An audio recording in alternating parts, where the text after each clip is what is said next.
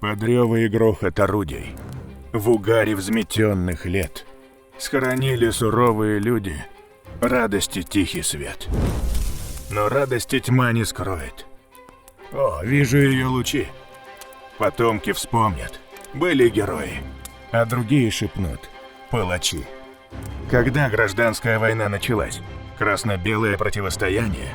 Белые, но все разные. Красные тоже? Причем здесь Чехословакия? А кто такие зеленые? Кто такие интервенты? Национальные окраины. Когда гражданская война закончилась? До сих пор историки спорят о начале гражданской войны. Кто-то относит начало противостояния еще к февралю 1917-го, кто-то к весне 1918 года. Сейчас чаще всего в качестве даты начала гражданской войны называют октябрь-ноябрь 1917 года. 25 октября, 7 ноября по новому стилю 1917 года Временное правительство было свергнуто. В тот же день на открывшемся Втором Всероссийском съезде Советов были приняты декреты о мире и о земле, и образовано рабоче-крестьянское правительство, Совет народных комиссаров. Совнарком. Председателем Совнаркома становится Владимир Ильич Ленин.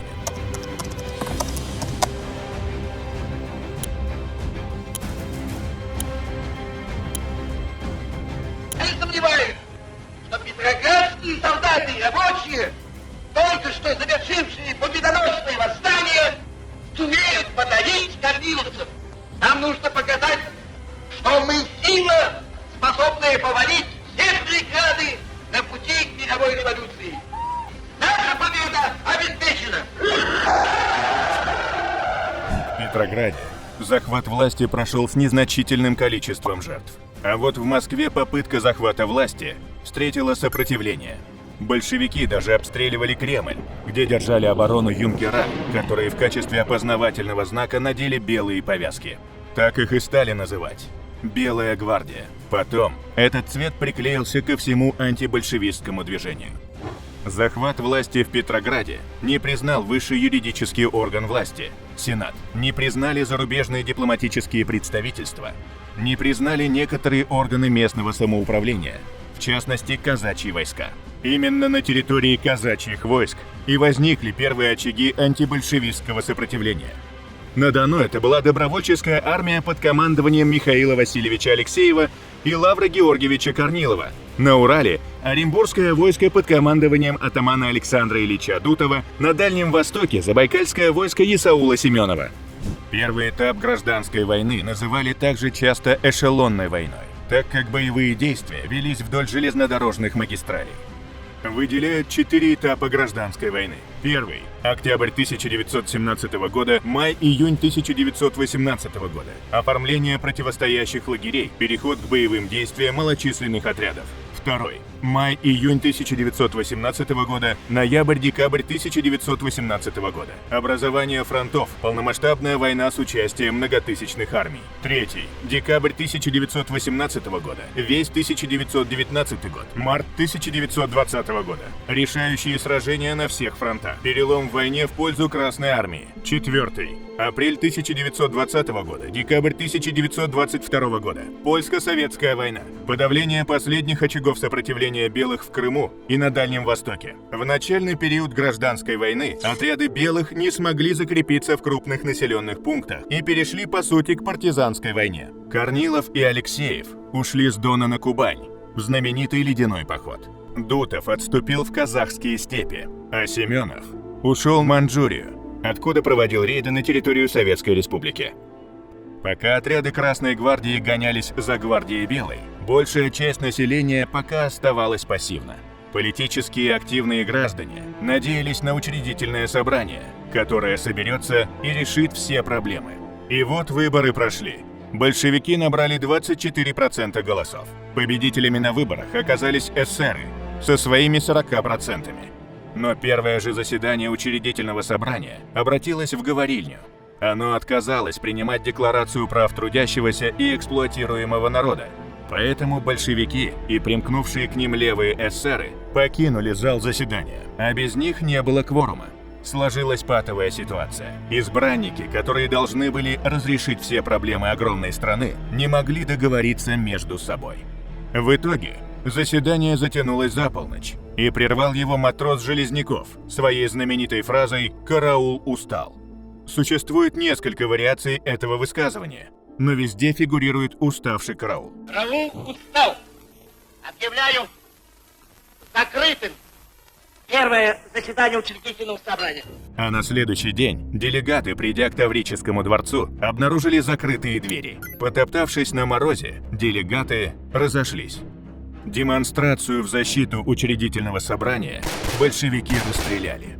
Третий Всероссийский съезд Советов одобрил разгон учредительного собрания и принял Декларацию прав трудящегося и эксплуатируемого народа. Из наименования правительства исчезло слово «временное». Новая власть показала самым непонятливым, что она собирается остаться всерьез и надолго. После разгона учредительного собрания заявили о себе международные дела. За всеми политическими игрищами мы забыли, что до сих пор идет Первая мировая война. Могли большевики продолжать воевать или нет – вопрос дискуссионный. Факт тот, что они заключают с немцами мир тяжелый, который сам Ленин назвал похабным. Красная армия сильна тем, что сознательно и единодушно идет в бой. Красная армия непобедима, ибо она объединила миллионы трудовых крестьян с рабочими, которые научились теперь бороться, не падают духом, закаляются после небольших поражений, смелее идут на врага, зная, что близко полное его поражение. Смело вперед против врага! Власть помещиков и капиталистов, сломленная в России, будет побеждена во всем мире. Что же хотели белые? Именно открытый государственный переворот и, самое главное, готовность большевиков начать мирные переговоры с Германией и вызвал реакцию. Прежде всего среди офицерства. Именно офицерство стало становым хребтом антибольшевистского движения в России. За 1918 год к антибольшевистским силам практически поголовно примкнуло казачество. Крестьянство, составляющее большинство населения России, колебалось практически всю гражданскую войну. Рабочий класс тоже не был однороден. Например, в Баку или на Донбассе рабочие были настроены просоветски, тогда как полки, сформированные из рабочих Ижевских и Воткинских заводов, были одними из самых надежных подразделений армии Колчака. Однако общий политический курс белого движения в своих основных положениях мало изменился. Это прежде всего борьба за учредительное собрание, отказ бороться за какую-либо определенную форму правления, монархию или республику, единая неделимая Россия, бескомпромиссная борьба с большевиками и с немцами. Причем на ранних этапах борьба с немцами оказывалась главной, а большевиков как самостоятельную политическую силу не воспринимали. Они считались только вассалами Германии. С другой стороны, необходимо отметить, что в 1918-м, начале 1919 года и среди белого движения были прогерманские силы. Астраханская и Южная армия на юге, отряды Бермонта-Валова в Прибалтике. А что за чехословацкий корпус? Весной 1918 года ситуация резко изменилась. На юге началось восстание донских казаков. Избранный атаманом Петр Николаевич Краснов смог создать Донскую армию и успешно воевать с красными. Также Краснов предоставил на Дону базу и для добровольческой армии, командующим которой после смерти Корнилова и Алексеева стал Антон Иванович Деникин, и которая, отдохнув, летом пошла в так называемый Второй Кубанский поход для освобождения Кубани. И к концу 1918 года заняла всю Кубанскую область, Черноморскую и большую часть Ставропольской губернии. На востоке России из-за непродуманных действий большевиков и интриг Антанты началось восстание чехословацкого корпуса, который должен был ехать на французский фронт сражаться с немцами, из-за чего эшелоны с чехами стояли от Пензы до Владивостока. Несколько десятков тысяч хорошо вооруженных чехословацких легионеров стали хорошим подспорьем для организации антибольшевистских формирований. В короткий срок от большевиков были очищены Дальний Восток, Сибирь, был занят Урал. На Волге белые дошли до Казани и Свияжска. В Казани из рук большевиков был вырван золотой запас Российской империи. Сразу же образовалось несколько правительств. Правительство генерала Хорвата на Дальнем Востоке, Сибирское областное правительство, Временное областное правительство Урала, Комитет членов Учредительного собрания в Поволжье. В целях координации деятельности в сентябре 1918 года было образовано Временное всероссийское правительство. или Уфимская директория. Однако и это не принесло политической стабильности. Поэтому 18 ноября 1918 года группа офицеров в Омске произвела переворот и права диктатора преподнесла военному и морскому министру директории вице-адмиралу Александру Васильевичу Колчаку. Колчак принял титул Верховного правителя России. Смена власти была встречена спокойно, хотя именно после этого переворота эсеры перестали поддерживать белое движение. Власть Колчака признали остальные центры белого движения. Деникин на юге, Юденич на северо-западе, Миллер на севере. Де-факто признали и союзники России по Антанте, а де-юре правительство Колчака признало королевство сербов, хорватов и словенцев. А интервенты? На севере России, в Мурманске 6 марта и Архангельске 2 августа были высажены контингенты союзников России по Антанте. Вначале власть на севере России осуществлялась правительством во главе с Николаем Васильевичем Чайковским, старым революционером, имеющим стаж нелегальной деятельности с 1869 года. Впоследствии на севере установилась диктатура генерала Миллера.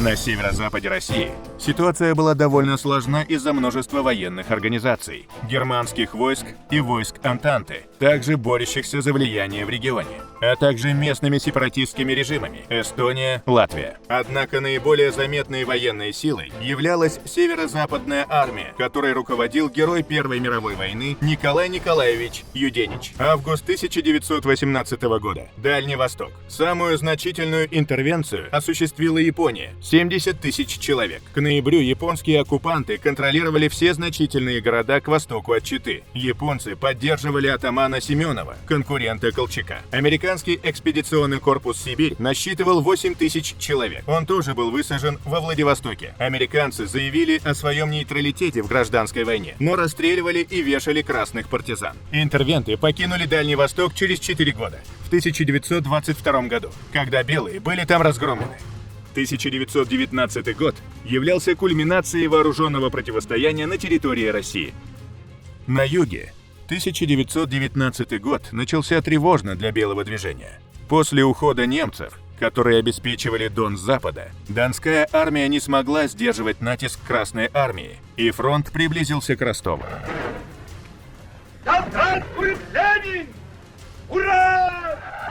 Залог победы красных. Советская власть проводила массовые мобилизации. Красных просто было больше. Центр страны, Москва и Петроград, военные производства и склады всегда оставались за большевиками. Почти половина царских офицеров стала военспецами в Красной армии. В смысле военного искусства она не уступала белым. У красных была внятная и хорошо разработанная идеология. Марксизм, которую они умело адаптировали под конкретные нужды. У белых все кончалось одними лозунгами. Однако после объединения добровольческой и Донской армий под командованием Деникина в вооруженные силы Юга России и завершения кампании на Северном Кавказе, занятий Терека и Дагестана, Деникин перебросил свои войска на север, тем спас Дон. С другой стороны, на захваченных территориях большевики установили по отношению к казачеству режим террора и дискриминации, расказачивания, что вызвало восстание донских станиц. И весна-лето 1919 года – это период наивысшего успеха в СЮР. Были заняты Харьков, Киев, Царицын, Камышин, Воронеж. Казачьи разъезды подходили к Туле. Однако растянутый фронт и неспособность белого командования обеспечить порядок и подготовленные резервы в тылу привело к тому, что после первого же поражения белые полки стали откатываться назад, не имея никаких оборонительных рубежей.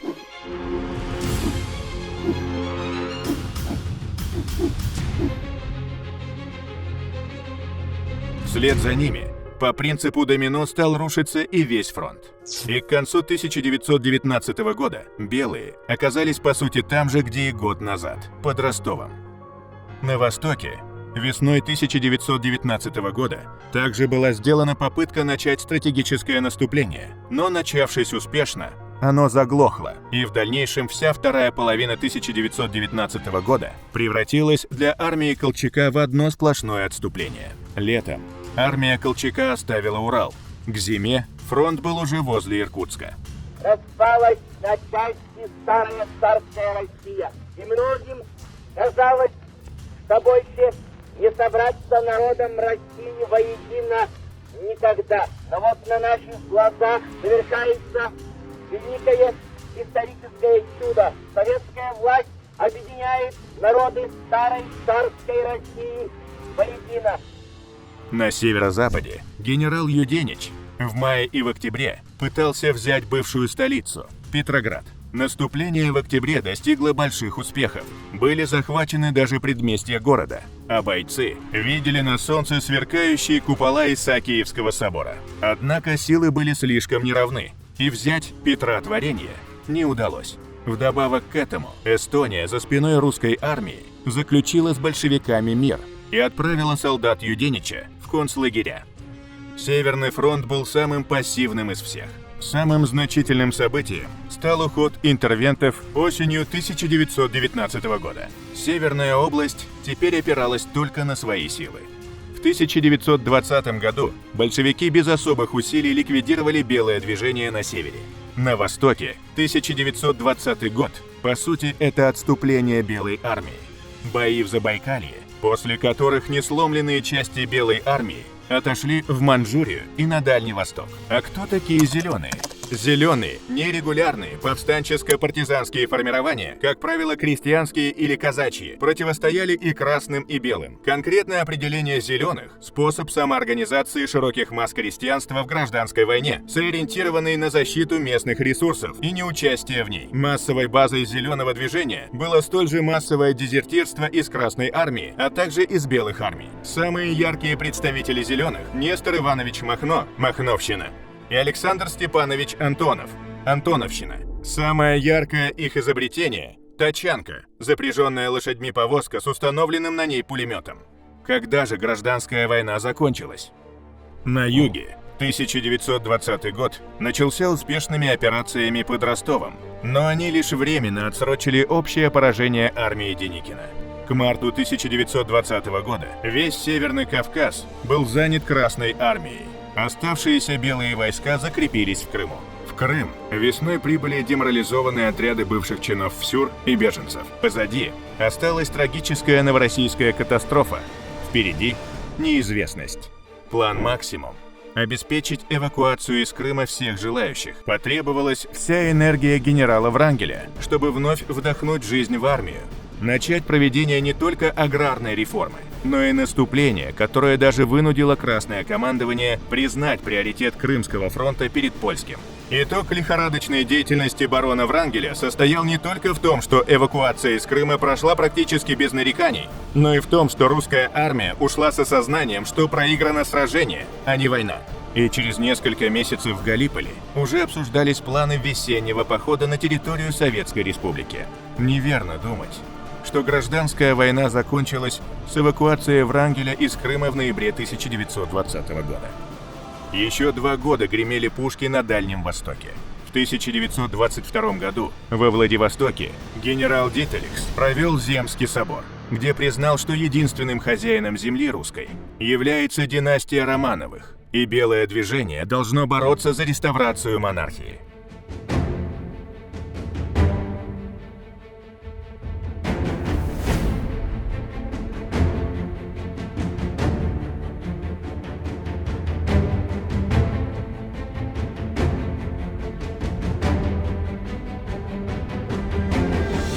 Политическая эволюция белого движения завершилась. Однако история отвела воеводе Земской рати официальное звание генерала Дитерикса немного времени.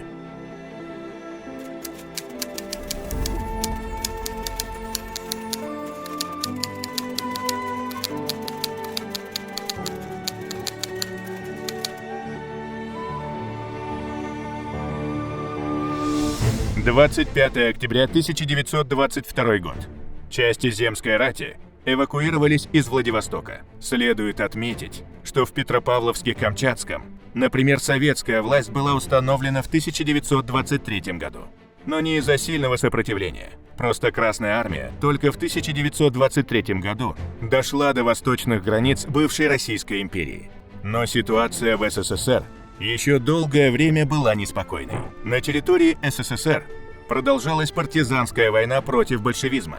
Дату конца боевых действий назвать очень трудно.